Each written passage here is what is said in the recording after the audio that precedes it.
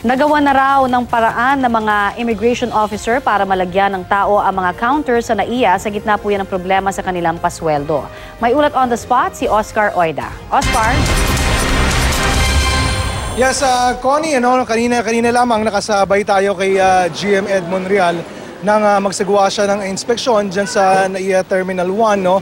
Particular dun sa immigration counter, no? Unang ininspeksyon itong departure counter at kapansin-pansin na halos walang pila, Connie, dito sa immigration counter sa may departure, no?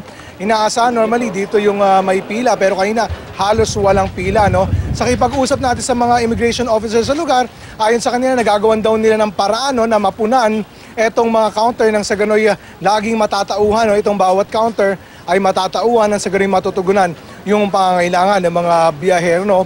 Pero sa kabila nito ay umaasa sila na didinggin pa rin yung kanilang panalangin, no? Patungkol nga dun sa kanilang problema, dun sa kanilang OT pay.